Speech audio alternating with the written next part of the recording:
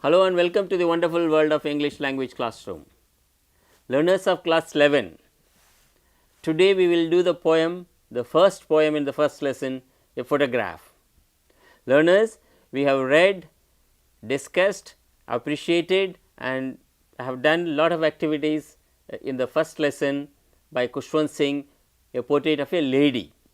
We know Khushwant Singh was trying to depict the picture of his grandmother in different dimensions, as a young lady, an old lady and the very a stooping lady, when very old and at last he dies. And in all this he was trying to bring out the portrait of the lady. That is why he rightly titled it as Portrait of a Lady. So, photographs convey many things, the visuals convey many things. Learners, if you go back in your own life, you are now maybe 14, 15 or at the most 16, but if you look at your childhood photograph, it takes you back to different kind of world. So, this poem, a photograph also tells us many things. Okay. Let us set some objectives of this poem.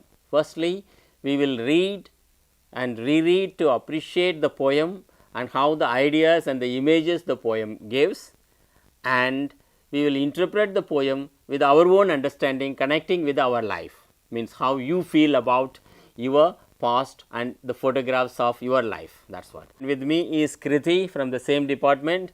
Hello sir and hello learners, and I am looking forward to have this discussion on the poem of photograph. Very good, photograph. Okay. Let me ask you learners and Kriti, you Yes, too.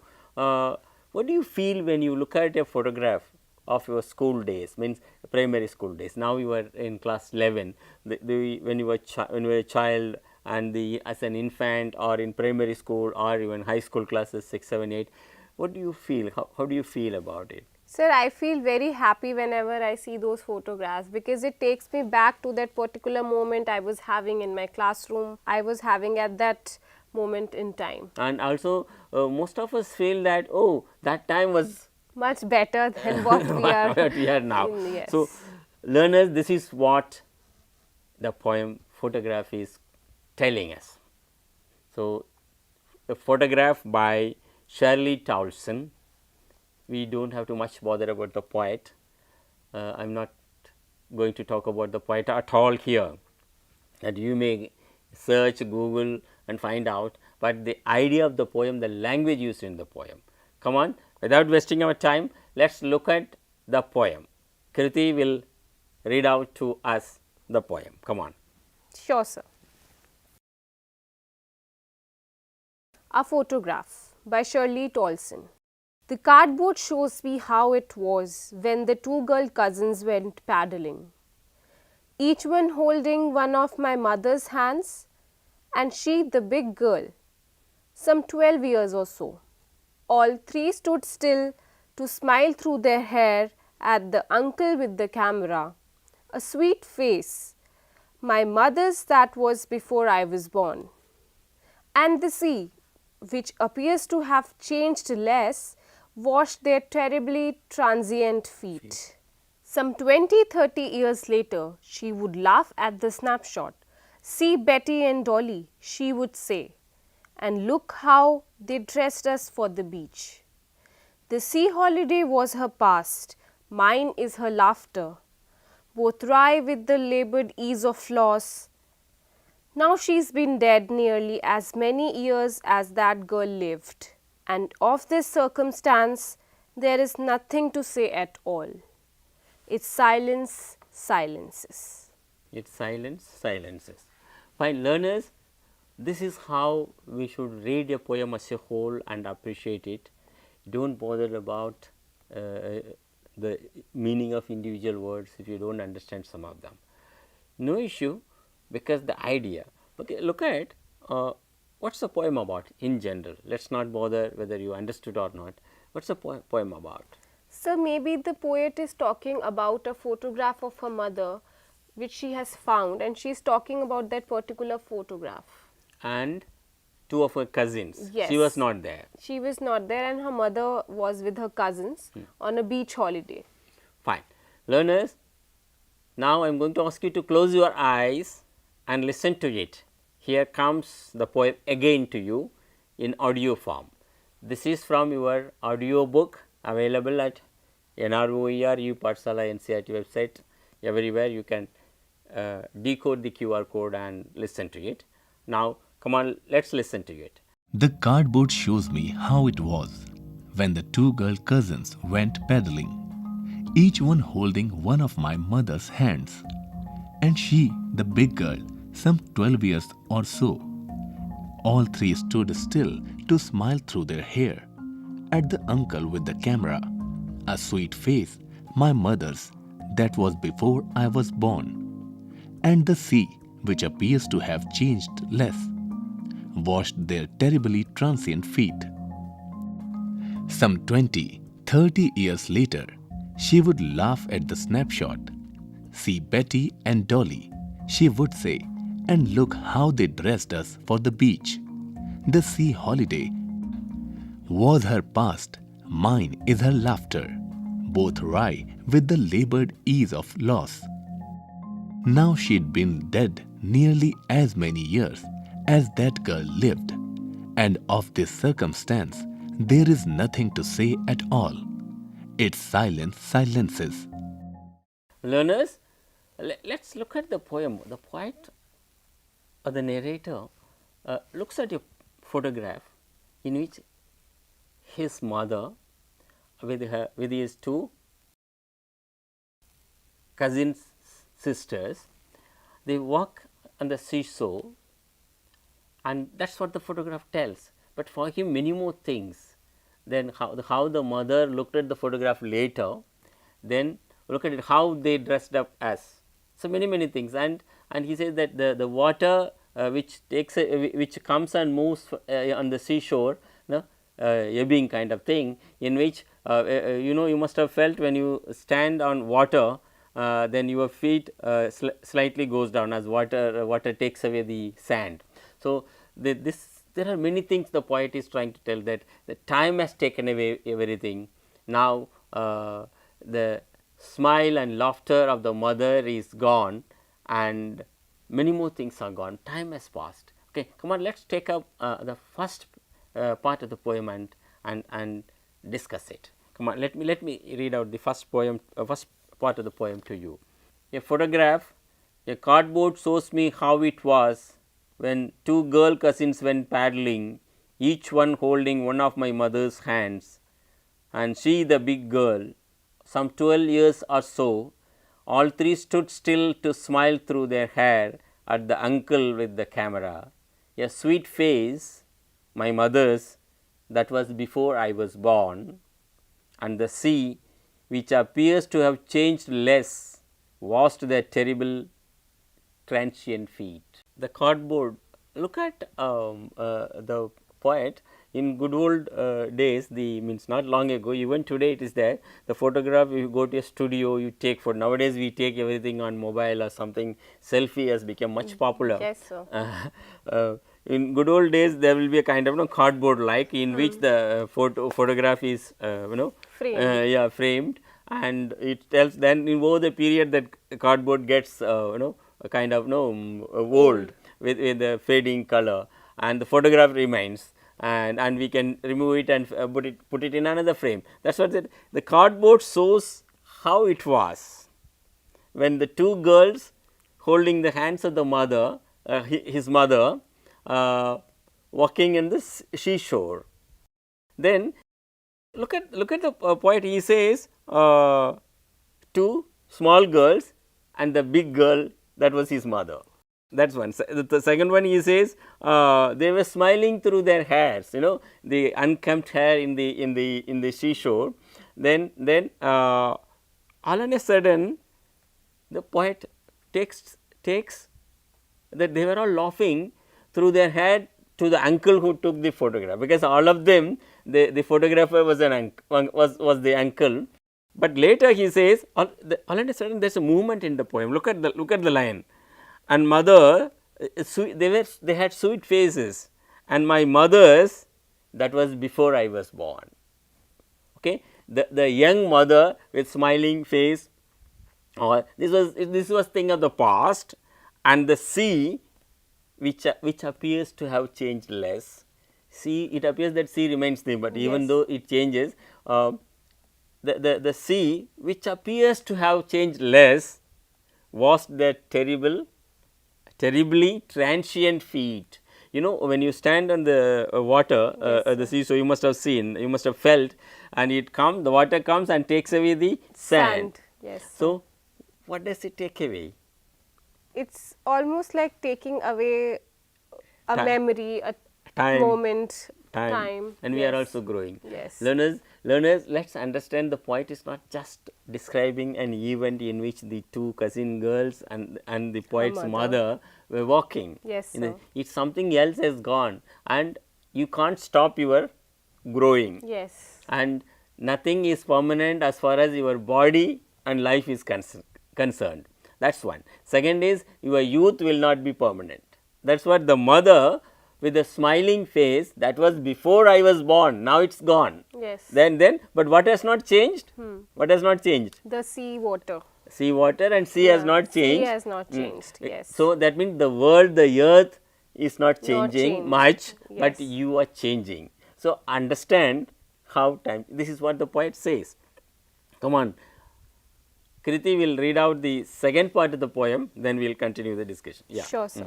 Some 20-30 years later, she would laugh at the snapshot. See, Petty and Dolly, she would say, and look how they dressed us for the beach. The sea holiday was her past, mine is her laughter, both wry with the laboured ease of loss. Very good. Look at it. The mother, what the mother would say after would- 30, what's it? 30 years, 20, Later, 30 years later. what she will say? She is almost like describing the photograph and she is laughing at the With what that? With smile, and she also making fun of it, mocking Yes, at it. Oh, yes. how did I do that? Could I do that kind of thing? You know, how were sometimes we dressed up. yeah, the same thing Kushwant Singh was describing. I never believe, I never would accept this old lady was once young and yes. pretty. He says, no, sometimes, you know, our grandparents, we would refuse to believe, oh, they were young, they were like boys and girls, they were playing in the ground the way, and they did mischief, because now they are altogether a different Yes, personality. yes. So, look at the line, look how they dressed up as. So, she could not believe that such a dress she can wear. Now, but the important line here is, the sea holiday was her past. The sea holiday was her past, mine was her laughter. Look at, as we grow from childhood to youth to the adulthood, then we simply losing our actually the zeal of life in one way, and we forget smiling, and we become so serious with our career, business, materialistic concern, make money, build house, buy vehicle, this, that. So, the worldly things, mundane things occupy our actually zeal for life. That's why look at the line, the sea holiday was her past, then Mine is her laughter. Then he says, both Roy with laboured ease of loss. WRY is pronounced as Roy, R-A-I in a way. So, that means the thing which is taken away with the laboured ease of loss. You work hard, but it's also being lost. Yes. Look at it. I'm going to read out the second part of the poem again to you. Some 20-30 years later, she would laugh at the snapshot. It's a snapshot. See, Betty and Dolly, she would say, and look how they dressed up for the beach.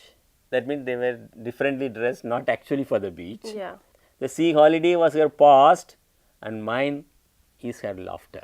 For me, her laughter was gone because she was a young girl, very young girl, now grew up, married, gave birth to children, beauty, her happiness, everything is almost losing, particularly from the feminine point of view, gender point of view.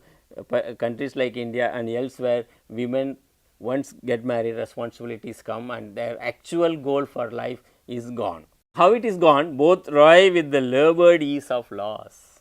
That means you labour you do, so there are many things, the childbirth pain is called labor pain. Yes. So, giving birth to children, this labored ease of loss, but you feel happy also as you do hard work and make money, live, make your life and bring up your children, but you are losing something. Yes. That is what the poet says. Come on, now let us look at the third part of the poem. Kriti is reading out. Sure, sir. Now she's been dead nearly as many years as that girl lived. And of this circumstance there is nothing to say at all. Its silence silences. Now look at the last part. You have read out. Now she has been dead nearly as many years as that the girl lived. Who is that girl? So that girl might be the poet. Poet. Yes. Because he says that she was laughing before I was born. Yes. So most likely the mother may have died soon after the birth of the child. Yes.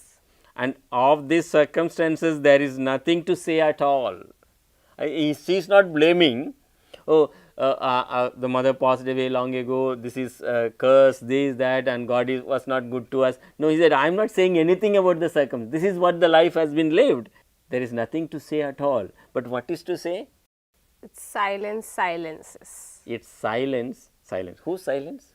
So the mother's silence as well as the poet's silence, And because her mother is not with her, so she cannot hear her laughter and have a conversation. So that silence and then the poet's silence. That's one. And now, what about the silence in the picture? Though they are in the seashore, and seashore is not silent. You know that. Yeah. What is it? Roaring sound of waves. Waves, and the people. There is full of life in this Yes. at the seashore, but still the photograph is silent. So its silence silences. So learners, there are times we sit back, even though lot of noise is happening around us, and reflect. Be quiet sometimes. That's why people advocate nowadays, suggest do yoga. It's nothing but looking into yourself. You may sit alone and be there without thinking, or thinking introspection, thinking into yourself. This is how the silence silences. The very silence itself is silencing. Silencing. So sometimes you sit alone, you hear more noise in your brain, in your mind than the noise around around, and you speak.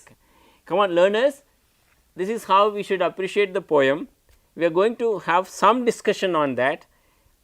Kriti, Yes, sir. I am going to throw at you and the learners some questions. What does cardboard denote in the first line? So the cardboard must be a frame or on which the photograph was That's fine, placed that's in. fine, that's what the physical aspect of it. Yeah. What does it suggest? So it suggests the time, old one. oldness. Okay. Yes. Okay, what is paddling? They are paddling. So paddling might be, they must be on a Seashore. boat. No, not, yeah, that's also paddling. That the boat in which we physically paddle. That's one. Yes. And there is even walking on the seashore, water comes and touches your feet. Yes. And that's also paddling. Okay, sir. That's what this is what when you go on picnic, we go on paddling. School children. Okay, sir. That's one. Who is the big girl? So the eldest one described in the poem is the poet's mother. Fine. Yes, sir. And who is the narrator of the poem? So the narrator of the poem, that is the poet, was not born at that time. Fine, but she looks at the poem of the picture after 30, he says 20, 30 years, 30, 40 years. Yes. Then there's a problem with the poet here. Let me take that, look at the second part of the poem. Some 20, 30 years later, she would laugh at the snapshot, see Betty and Dolly, she would say, and look how they dressed us for the beach. That means the mother may have lived later. So it could be that also, but we can interpret it in this way, that the mother must be talking to her cousins who were in the photograph, Betty and Dolly. Fine, it's one interpretation, we can take it. So, the sea holiday was her past. The mother must have later said, the sea holiday was her past and mine Is her laughter. laughter. She stopped. I couldn't see her laughing anymore, Yeah. even if she had continued to live or passed away. Both rye with the labored ease of loss. Look at it. We are born, we grow up, we keep losing things. The first and foremost thing is we are losing our age and our skin in a way, our beauty, our wealth, but we are gaining something else. What do we gain is what we lose. Yes. So that's what also learners, the way we like to gain things, acquire things, we should also be able to lose things. That's what. Okay. Now I am going to ask you, why does the poet say, washed the terrible transient feet? So it must be the time when What is they were wa- standing on the seashore and the water, the waves were taking away the sand beneath their So what is feet. transient? So it must be Temporary. Temporary. The time is temporary. That moment is temporary. So I am going to take the learners to another level, saying that you stand on the seashore, then the sand is slightly eroded by the water, the same way you are living on this earth. Yes. So you will be expecting any time any loss. This is what. Narrator's mother laughs at the snapshot. Why? At the picture. So it must be because of how the picture is taken, like the description we are given in the poem. See how they dressed us for the beach. Okay. So they must be laughing at the dresses they were I wearing. was dressed and- like this. yes, I never they- wanted. I was dressed yeah. like this. Even when we see our older pictures, we laugh like, what are we wearing? Yes. Or in True. yes. What is the meaning of the line? Both rye with the labored ease of loss.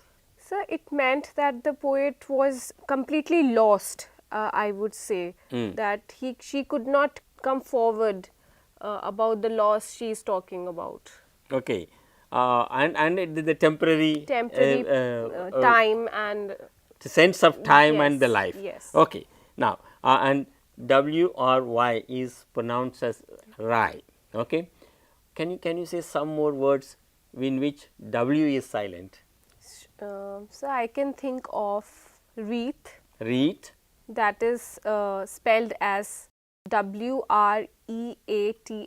Wreath. Yes. So we place wreath on people who died. Yes. So it's a kind of flower kind of thing.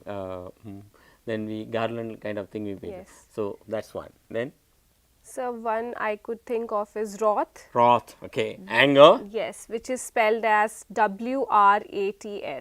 Okay. Which is spelt as WRATH, wrath, but pronounced as wrath. Wrath. Okay. Yes. Then another is rot. Yes. WROUGHT. What's it? Oliver Goldsmith or someone said, more things are wrought by prayer than the world dreams of. When people are in trouble, the best way is to be silent and pray for it. Come. So then one another thing, what does this circumstance refer to? He says, let me read out the line for you. She had been dead nearly as many years as that the girl lived, and of this circumstance there is nothing to say at all. Its silence silences. What is the circumstance? So the circumstance must be the present time the poet is living in. Not only And that, she cannot talk about, because her mother is not there with her, so she cannot talk about that circumstance. okay, not only this circumstance, the other, past also. Past also, yes. There is nothing to say at all. There are moments when two people after a long gap of being away, when they meet, they won't, nothing to speak about. Then when all and a sudden some the most loved one passes away, Yes. we don't know what to do. Yes. So there is nothing to say at all. What happened? Why? It's silence silences. What does it mean? Why? It's silence silences, meaning it's silence that silences. Okay? Yes. Why? in the poem and in. So, as you have told us earlier as well, the photograph silence is also silent in a way that we cannot hear the seashore waves or we cannot hear the laughter. So, it is the silence in the photograph. Fine. Let me ask you, who are silenced? What is silenced? So, at that present moment, the poet is silent. Okay. Because she is, after seeing the photograph, she is revisiting all the memories of her mother laughter, her mother conversation. Now, all those have led the poet to being silent. That's what. Yeah. Learners, silence conveys much more things than noise. Yeah. So, that is what this is saying, you know what is it? If speech is silver, silence is golden. This is an old epithet, and that doesn't mean you shouldn't be speaking. Wherever needed, you should be speaking. You are young people, you should be speaking and learning things. So, let us listen to the poem once more from your voice. Now, read it again, then we will have 1 or 2 activities for them to do. Okay, sir. Sure, sir. A photograph. The cardboard shows me how it was when the 2 girl cousins went paddling, each one holding one of my mother's hands, and she the big girl, some 12 years or so.